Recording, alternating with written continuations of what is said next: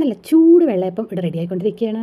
അതിൻ്റെ കൂടെ എഗ് കുറുമയുടെ അതേ സ്റ്റൈലിൽ പൊട്ടറ്റോ ഇട്ടിട്ട് ഒരു പൊട്ടറ്റോ കുറുമയും കൂടെ റെഡിയാക്കിക്കൊണ്ടിരിക്കുകയാണ്. അപ്പോൾ ഇതാണ് ഇന്ന് രാവിലത്തെ ബ്രേക്ക്ഫാസ്റ്റ് കേട്ടോ. പക്ഷേ ഇന്നത്തെ റെസിപ്പിയാണ് ബിസിബില്ലാബാത്ത്. ബിസിബില്ലാബാത്ത് എന്ന് പറഞ്ഞാൽ കർണാടകയിലാണ് അതിൻ്റെ ഒറിജിൻ കേട്ടോ. അപ്പോൾ ബിസിബില്ലാബാത്ത് എന്ന് വെച്ചാൽ ഹോട്ട് ലെൻറ്റിൽ റൈസ്. ബാത്ത് എന്ന് പറഞ്ഞാൽ റൈസാണ്. അറിയാത്തവർക്കാണ് ഞാൻ ഈ പറഞ്ഞു തരുന്നത്. അപ്പോൾ ഇന്ന് ഞാനതാണ് ഉണ്ടാക്കുന്നത്.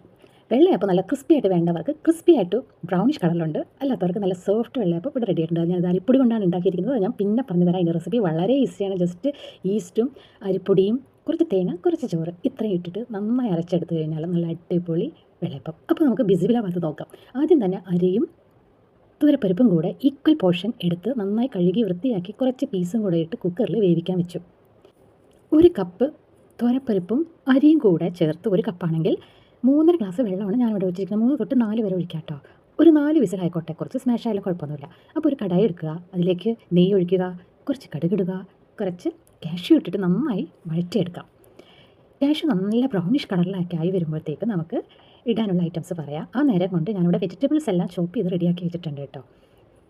ക്യാരറ്റും ക്യാപ്സിക്കം തക്കാളി ഉള്ളി ഇതെല്ലാം ചോപ്പ് ചെയ്ത് റെഡിയാക്കി വെച്ചിട്ടുണ്ട്. അതിൽ ക്യാരറ്റ് ഒഴിച്ച് ബാക്കി എല്ലാം ഇപ്പോൾ ഈ സമയത്ത് ഇതിലേക്കിട്ട് നന്നായി വഴറ്റി കൊടുക്കണം. വഴറ്റിയതിന് ശേഷം ഞാൻ കുറച്ച് വേവിച്ച പൊട്ടറ്റോസ് കൂടെ ഇട്ട് കൊടുക്കുന്നുണ്ട്. ഒരു പൊട്ടറ്റോ ആണ് ഞാനിതിൽ വേവിച്ചത്, ക്യൂബ്സായിട്ട് കട്ട് ചെയ്തിട്ടത്. കുറച്ച് വേവ് കൂടിപ്പോയതുകൊണ്ടാണ് ഇങ്ങനെ ഇരിക്കുന്നത്. ഓക്കെ, ഞാൻ നെക്സ്റ്റ് ഞാനിലേക്ക് ഇടാൻ പോകുന്നത് ബിസിബില്ലാബാത്ത് പൗഡറാണ്. അത് നമുക്ക് റെഡിമെയ്ഡായിട്ട് വാങ്ങാൻ കിട്ടും, അല്ലെങ്കിൽ നമുക്ക് തന്നെ പൊടിച്ചെടുക്കാം. ഇതാണ് ബിസിബില്ലാബാത്ത് പൗഡർ. ഇത് എങ്ങനെയാണ് ഇതിൻ്റെ പൗഡർ നമുക്ക് ഹോം മെയ്ഡായിട്ട് ഉണ്ടാക്കാം. അത് കുറച്ച് വെന്തയം, കുറച്ച് ക്യുമിൻ സീഡ്സ് അതായത് ജീരകം, കുറച്ച് തേങ്ങ, കുറച്ച് മല്ലി, വറ്റൽമുളക് ഇത്രയും വാട്ടിയതിന് ശേഷം നല്ല മണം വരുമ്പോൾ പൊടിച്ചെടുത്താൽ മതി. ഈ നേരം കൊണ്ട് നമ്മുടെ കുക്കറിൽ അരിയും തുവരപ്പരിപ്പും പീസും നന്നായി വെന്ത് മാഷായി വന്നിട്ടുണ്ട്. ഇനി നമുക്ക് ബിസിബില്ലാബാത്ത് മസാല പൗഡർ ഇട്ടിട്ട് നന്നായി വഴറ്റി വന്ന് അതിലേക്ക് വേവിച്ച് വെച്ച ക്യാരറ്റും ബീൻസും കൂടെ ആഡ് ചെയ്ത് കൊടുക്കണം. ഇതും നന്നായി ആഡായി വരുമ്പോൾ കുറച്ച് വെള്ളം ഒഴിച്ച് കൊടുക്കാം കേട്ടോ.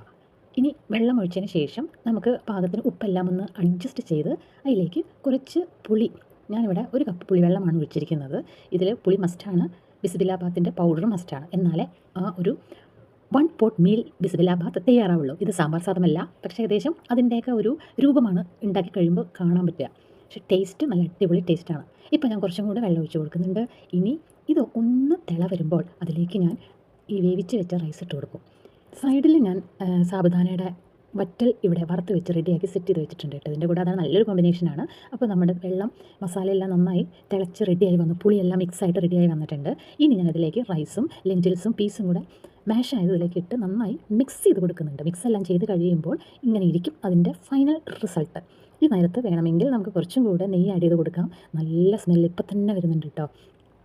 നെയ്യിൻ്റെയും ആ പുളിയും ബിസിബില്ലാബാത്ത് പൗഡറിൻ്റെ എല്ലാം മണവും എല്ലാം കൂടെ ഒരുമിച്ച് നല്ല അടിപൊളിയായിട്ട് വരുന്നുണ്ട്. കുറച്ച് നേരം ഇതിങ്ങനെ മൂടി വെച്ച് കഴിഞ്ഞാൽ ഒരു 5 to 10 മിനിറ്റ്സ് മൂടി വെച്ച് കഴിഞ്ഞാൽ നമുക്കിതാ ഇങ്ങനെ സെർവ് ചെയ്തെടുക്കാം. അടിപൊളിയല്ലേ? ഞാൻ നല്ലൊരു റൈത്ത തയ്യാറാക്കിയിട്ടുണ്ടായിരുന്നു. കുക്കുംബറും ഉള്ളിയും കൂടെ ചേർത്ത് കുറച്ച് ബൂന്തിയെല്ലാം ഇട്ട് ഒരു റൈത്ത. അതിൻ്റെ കൂടെ ഈ വറുത്ത് വെച്ച വറ്റലും കൂടെ വെച്ചിട്ടുണ്ടായിരുന്നു. വേണമെങ്കിൽ പിക്കിൾ വേണമെങ്കിൽ യൂസ് ചെയ്യാം, ഇല്ലെങ്കിൽ വേണ്ട. ഒന്നും ആവശ്യമില്ല കേട്ടോ. ഇത് തന്നെ നല്ല അടിപൊളി ടേസ്റ്റാണ്. ഒന്ന് ട്രൈ ചെയ്ത് നോക്കണേ. Thank you for watching my channel.